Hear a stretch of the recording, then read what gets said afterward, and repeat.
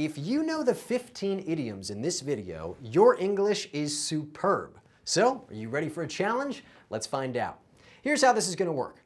I'll tell you an idiom, then give you 3 possible meanings. Your job is to pick the right one. Got it? We'll start with some common idioms and then work our way up to more advanced phrases. Ready to get started? Here's number 1. What does "to bite the bullet" mean? To avoid a dangerous situation, to succeed with minimal effort, or to force yourself to do something unpleasant. To bite the bullet is to force yourself to do something unpleasant but necessary. Paul didn't want a root canal, but he needed one and decided to bite the bullet. Question 2. What does "to get your ducks in a row" mean? To organize and prepare, to act without thinking, or to follow a direct path? To get your ducks in a row means to organize and prepare carefully for something. Jane wants to get her ducks in a row before leaving for vacation. Question 3. What kind of person is a wet blanket? Someone who helps others relax, someone who spoils others' fun, or someone who gives poor advice? A wet blanket is someone who dampens other people's enthusiasm or joy. Sam can be a real wet blanket at parties. He always wants to talk politics. Question 4. Something that comes straight from the horse's mouth is what? Obviously false, from a first-hand source, or related to agriculture. If something comes straight from the horse's mouth, it comes directly from a first-hand source. I heard it straight from the horse's mouth that the boss is retiring next month. Question 5. What does "the writing on the wall" refer to?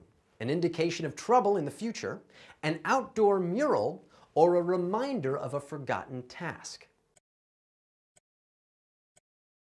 The writing on the wall indicates trouble on the horizon. Mary saw the writing on the wall and decided to break up with her boyfriend that very day. Great work! You've made it through round 1. I hope things are going well so far. Now let's try some slightly tougher idioms. Ready? Here's number 6. What does "long in the tooth" mean? Ravenously hungry, relatively old, or reluctantly brave? If someone is long in the tooth, they're older or aging. The actor admitted he was getting a bit long in the tooth for action roles. Question 7. What does "to beat a dead horse" mean? To be unnecessarily violent, to win a hard-fought victory, or to keep discussing a settled issue? To beat a dead horse means to keep discussing or pushing an issue that has already been resolved. Arguing about last night's game is pointless. You're beating a dead horse. Question 8. What does the phrase "to have an axe to grind" mean? To work without rest, to have a hidden agenda, or to prepare for a conflict? To have an axe to grind is to have an agenda or a selfish reason for doing something. Why does Ron always undermine his coworkers? He must have an axe to grind. Question 9. What does "to toe the line" mean? To conform to expectations, to challenge authority, or to gossip in secret? Someone who toes the line conforms to others' expectations with little or no pushback.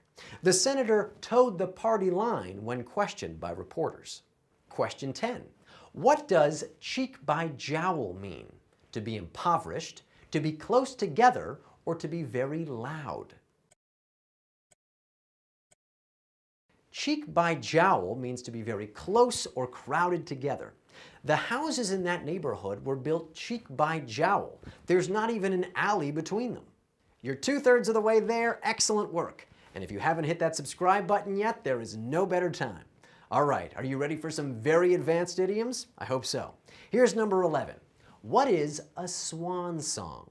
A repetitive task, a final performance, or a haunting melody? A swan song is someone's final performance before ending a career or other endeavor. The retiring teacher's last lecture was a worthy swan song. Question 12. What does a canary in the coal mine refer to? A warning of potential danger, an unjust imprisonment, or a source of spiritual wealth?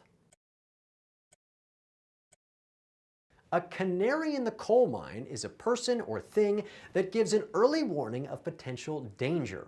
The declining bee population is a canary in the coal mine for the ecosystem's well-being. Question 13. What is a Pyrrhic victory? One that's achieved with minimal effort, one that isn't legitimately earned, or one that comes at a great cost? A Pyrrhic victory comes at such a great cost that it's almost a defeat. Winning the lawsuit was a Pyrrhic victory, as the legal fees left Jen bankrupt.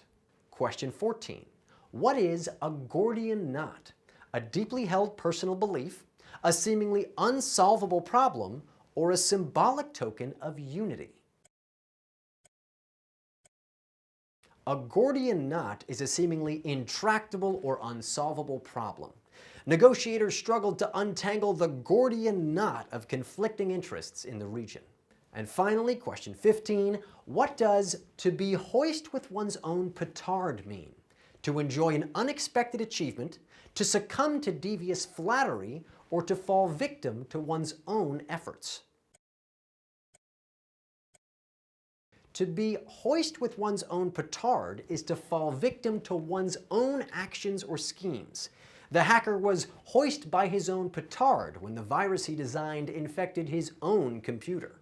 Congratulations, you've now finished the quiz. Terrific work. So, did you know all 15 idioms? If so, wow, I hope you'll leave a comment and let me know.